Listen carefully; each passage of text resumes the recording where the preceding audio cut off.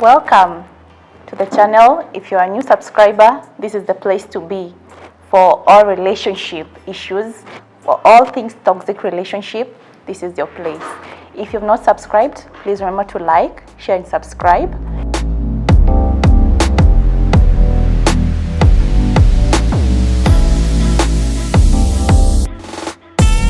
I have seen this video going down of this lady, being mercilessly slapped Yeah. by the partner, and he sounds like a Luo man. Luo man, what's the problem? Oh God. The question is, this woman, it seems like this is not the first time anachapo hivyo. So why do you think women stay or choose to stay in toxic relationships like that one? Alafu anazabokopi hivyo, alafu anabaiwa Audi. Wow. So do women stay because of the man? Ama what is the man? Well, crazy as it may sound, it's a topic that I have been asked a lot. Women have been staying in toxic relationships over and over again.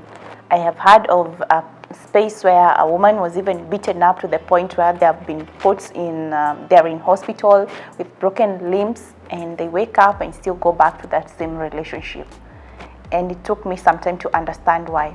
So watch till the end, because the last bit of point might be the answer that you're actually looking for. So welcome. So why do women stay in toxic relationships? I'll give you point number one, which is really huge. The first thing is tolerance. We ask ourselves, what can I tolerate?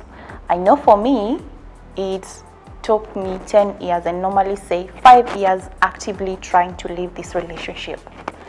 There are friends who you, just from the talk of it, you can hear them say, me one slap and I'm out. And then there are other women, like the woman that I've told you about, it gets them getting beaten up, going to hospital. Some even never leave. They only make it out in a casket. So sad as it may sound, your tolerance level may be the reason why you or someone you know is actually in a very abusive relationship. Tolerance it's the durability, or how much can you take. It's from mild to maybe excessive. How much really can you take? That is actually the best way to explain it, because it all differs. And until for you, it comes to that point, which can be at the beginning, where you just see from the signs, you can tell an abusive person when they just raise their voice, when they change, and you can no longer recognize them from the things that they're telling you, to even before they stand up and try to hit you, you can be able to tell, and you decide, I'm not getting married, I'm not getting into that relationship. And there's that person who has been beaten up in front of the kids, in front of the family, the friends. Like my friend just said, after that, you bought your Audi and you still continue staying. It all comes down to your tolerance level. How much can you take? That is point number one. For the point number two, will come hand in hand with the tolerance. It's your boundaries. Do you have any boundaries?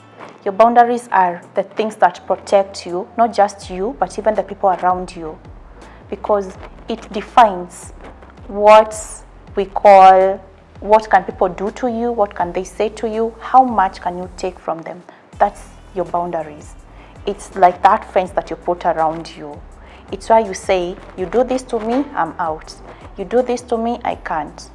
So what are your boundaries like? And let me just say this, boundaries can gauge from being very rigid, where you just say, somebody says something bad to you, bye.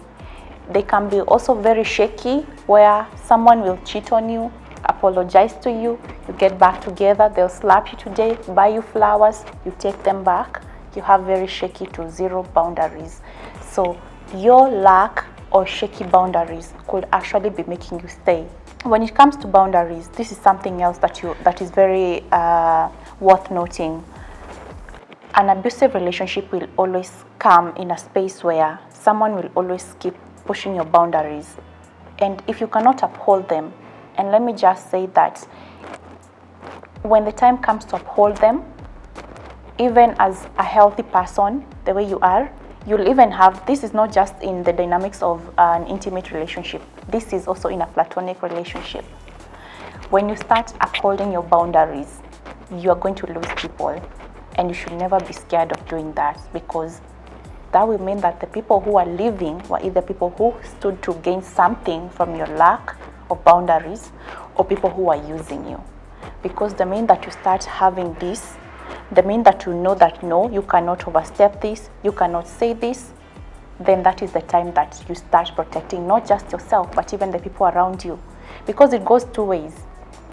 They can be intruding on your boundaries, and you can be intruding in them. What are some of the examples of how you intrude into other people's boundaries? I'll give a very obvious thing that we talk about even in our families.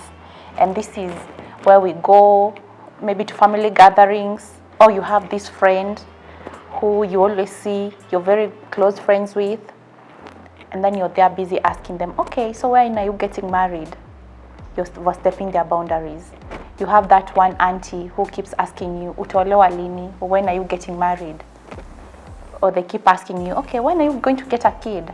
That is your business. And sad enough, most of us as Africans or Kenyans, we were not brought up in a space where boundaries were shaped to us as kids. We have grown up in homes where we lived with our uncles, our aunties, our parents, younger sisters, and all that. So we became so enmeshed, like we became so into other people's businesses that becomes so hard. And that will be the reason why, first of all, you're tempted to even get into a relationship where you feel like you can accommodate everyone, because it was molded to you from childhood. So you having very shaky boundaries is reason number 2 why you're still in a toxic relationship. On to the third point as to why you're still stuck in that relationship. You have to ask yourself, exactly how emotionally or mentally strong are you?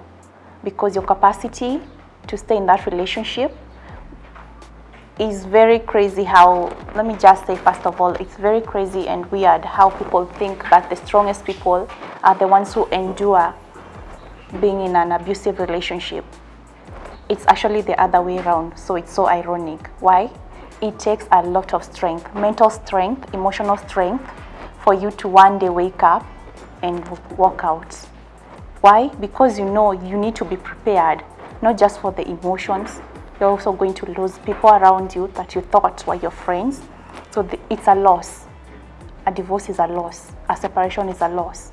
And for you to be able to overcome this, you need to be mentally and emotionally prepared.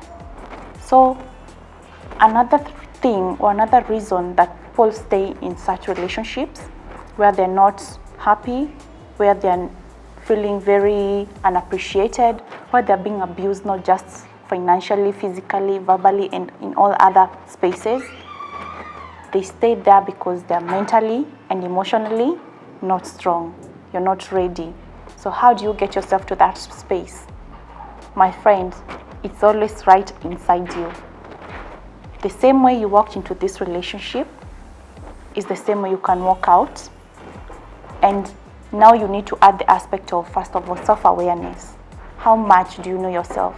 What is your worth? What do you value when it comes to relationship?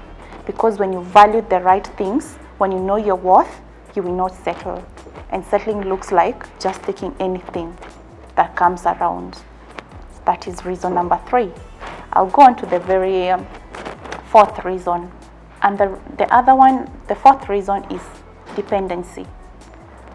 I know I cannot even say more about this. So many of the women who are stuck in relationships are stuck there because they're very dependent. You're dependent on your partner, not just financially, but even for the emotional part. You feel like they complete you. You feel like they are the reason for your existence. But then I always want you to ask yourself, who were you before you even came into that relationship? For the past, let's say, 20 years before you got into that relationship, how did you exist? And that is where people go wrong. You need to survive. You need to stand up on your own 2 feet even before. You need to learn that you're complete as a person even before you get into a relationship. Your partner is not supposed to complete you. You're already supposed to be full and very okay as you are, and then have joined on to this other person, but not for them to take over the role of being your parent, being your caregiver, being your, they're not your father simply. And even the man that you go to should not be, you should not be his mother. So let's just give a scenario, because I've had this before, and I know very well that you've DM'd me about this as well. I have no job. What do I do? Because that is a huge, we'll not just ignore it and say that it doesn't happen. It happens. You don't have a job. But this partner is very abusive. They are very toxic to you. What do? Learning a skill, I always say, is one thing that you can always do at any stage of your life. You can learn a skill on YouTube. You can learn a skill by getting a coach. You can learn a skill anywhere, and especially with the age of the internet and just information being out there. But learn something, get to know something. Don't be in a relationship because you feel like you need to be there only because they're providing for you something. No. Learn to stand on your own 2 feet, because when abuse comes, the dynamics are always one always has more power than you. And as long as your partner holds the financial card over your head, then the probability of abuse is very high. So if you're stuck in that relationship because of the dependency that you have, first of all, if it's any emotional or any other sort of support that you get from your partner, always realize that you are a person. You are complete even before they came along. Get a support system. Is it friends? Is it therapy? Is it what? Just have someone else that you can talk to. Then start getting ready. Like, have a financial plan with you. Learn a skill. Apply for any sort of job. Don't be afraid to start all over again, because if you did it the very first time, you can also always do it another time, over and over again. So that is the very 4th point. And on to the biggest point that you've been waiting for. And before I hop onto this one, let me just remind you again to remember to like, share and subscribe, because this is a video that I know most people are struggling to just identify with. I knew at that point in my life that I needed to know, and I could not pinpoint the exact thing. Why am I here? I know there are women who are seated there and wondering, why am I still here? This person is not good for me. They're beating me up. They're degrading me. They're not good even for the kids. They're not good as parents. Why am I still here? So remember, share this, because caring is sharing. Yeah, that's what they say. Point number 5, the biggest point that you've been waiting for. Women, I know we are so guilty about this. And what's that? Seeing the potential over the reality. How many of us can say that you've never seen someone and thought, the future looks bright? But the thing is, do they feel like they actually have that potential? A word has come up. They're saying potential. I don't know whether there's such a word in the English dictionary, but that is already you having fulfilled your purpose. You already having realized your own potential. The minute that you keep seeing potential in someone, it will keep you there waiting for them to change. It will keep you there waiting for them to actualize their potential. But what if they never get to that point? What if they never live up to your expectations? What if they never live up to this potential and become who you think they can be? The minute that you start seeing them for who they are, understanding that this is the reality of things, that becomes a game changer. That becomes the time that you stop waiting around for someone to change. That becomes the time that you take your destiny and your life into your own hands, and you decide, you know what? This potential that I'm waiting for them to have, I also have it in myself. And I'm saying this as a woman who has seen this in so many other women before. The minute that the pink glass falls off, the rose glass falls off, and you start to see the reality, then you see some very unhealthy individuals who have their own issues that they need to work on. So you seeing the potential over the reality of this person could be the reason why you're still stuck in that relationship. And I hope that this video becomes an eye-opener into this journey that maybe you're taking or someone that you know is taking. And I look forward to hearing more from you, victory stories, wonderful stories of how you've empowered yourself, how you've seen things for the reality of how they are, and how you're taking steps to become a better you. This is all about self-awareness. This is all about you knowing what you're dealing with. So till next time, see you in the next video. Remember to like, share, and subscribe. Get my new book, Unbound. Learn more about how I walked out of my relationship, which was also very toxic. Also, you can connect with me on my socials, Facebook, Instagram, and comment. I'm waiting to see any question, any comment, any query. Please feel free to DM me or to comment on the video. Thank you and God bless. Till next time, bye-bye.